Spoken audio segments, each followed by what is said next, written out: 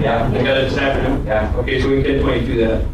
Okay, then, 6 p.m., Gang Task Force Briefing Room, Santa Ana Police Department. The other night, we got Detective Richard Hernandez, one of the Lopers, on a probation violation, and he was telling me that if you've ever seen or met Jesus Orhel, he's back, and he's looking for a little revenge. So. Officers from regular patrol squads have been assigned to this unit for the next 6 months. Friday, they invited OCN to ride along with them.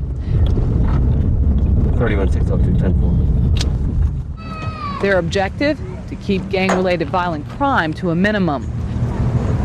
Out here every night. So what they get from the gang investigators is they know where the gang members are. It's not like we just bringing a guy out and paying him overtime money to work this field. So they're out here, they know right then. Also the gang members know who's who. The investigators of this unit are its lifeblood, patrolling the streets by day and night. They keep close tabs on gang members, mostly by talking to them. They learn who's in, what colors and signs mean, and how to read graffiti. The information collected in turn can sometimes help to topple the kingpins. From our experience, if we take the top-notch echelon out of a gang and they're incarcerated or off the street for a period of time, our gang activity tends to decrease. The unit was activated in mid-March, and although violent crimes during this period have increased since last year, officers in the force say they can make a difference during the summer season. We want to stop it before we get into the summertime, the heat. People come out of their houses, there's a lot more potential, the days are longer, and summertime is always conducive to criminal activity. 9:45 p.m. Friday night was relatively quiet until shots were fired here at the 1000 block of West 3rd Street. Characteristically, when you have a drive-by shooting, the possibility of being gang-related is very strong, and we're going to operate under that assumption at this point until the investigators that are here determine that it is perhaps something else. Witnesses say a bystander was hit in the leg and he fled the scene in another vehicle. It's incidents like this that the Gang Task Force is trying to prevent. The success of this program will determine whether its 6-month term will be renewed. But until then, it's business as usual, keeping track of the gangs plaguing the city. In Santa Ana, Michelle Miller, Orange County News Channel. Shots rang out in a peaceful Santa Ana neighborhood, leaving one man wounded over the weekend, and gang activity is suspected. Despite an announcement by the Santa Ana Police Department that gang activity has decreased dramatically over the past year, daily occurrences of gang crime continue to fill pages of police reports. We've reported that we've experienced somewhere between a 35 and 40% decrease in serious gang activity from April to this date.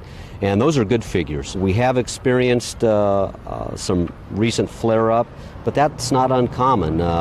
You can't keep the lid totally on a problem of this magnitude.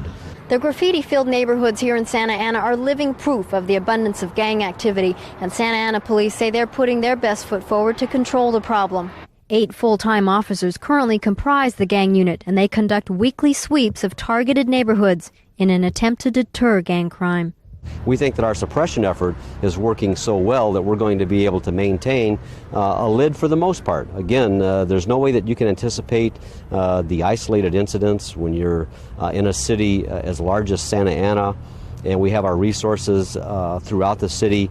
You can't be every place all the time. Police say that gang crime is especially hard to control because of the lack of cooperation of witnesses and participants. Instead of getting cooperation, a lot of times what we get is information that is so erroneous that we then have to work at trying to unfound that to get at the real hard evidence, the stuff that we need to prosecute somebody sufficiently in the judicial system. And it's very difficult. Police hope the current suppression efforts are enough to keep Santa Ana gangs from growing into the monumental type of gang problem that plagues Los Angeles.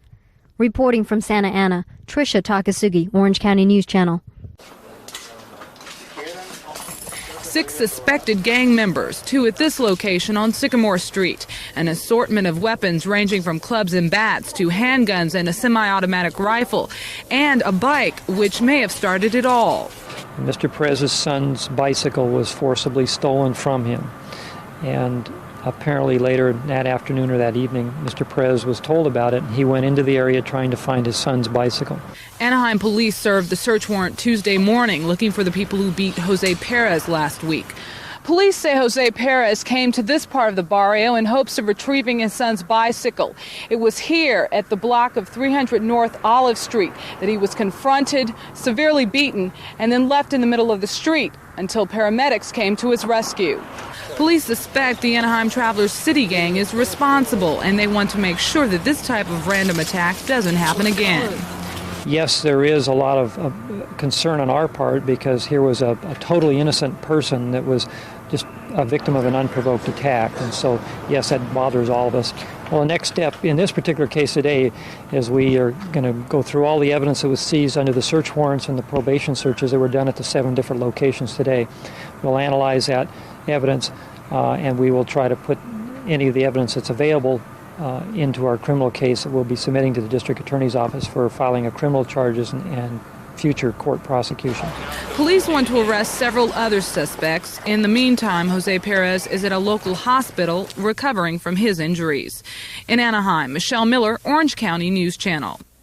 Currently being considered by the school board would prohibit students from wearing Los Angeles Raiders and Kings jackets, also red and blue tennis shoes. These items are associated with certain gangs. Right now, one of the provisions in our code, or the proposed dress code, would be that any clothing or grooming or other kinds of attire that the county probation department or the Tustin Police Department indicate that gangs are utilizing, those would not be permitted in our schools. So we're using the police department and the probation department as the basis for determining what's appropriate clothing and what isn't. Now, the students we talked to are dead set against the dress code. They say they won't readily accept it. Joe Rivera is one of them. Joe admits being associated with a gang. People should be able to dress the way they want to dress. I mean, look at me. You know, at my school, they don't allow that, and there's nothing wrong with it. I kick back with gangs, yeah, but, I mean, there's a bunch of other people that can dress the way they want. If the school board say you got to dress this way, you think students will go for it or protest? Well, I know I won't. I'm going to wear whatever I want. And if they tell me that I have to wear a tie and slacks and all that, shit, I'll wear whatever I want. It's up to me, not to them.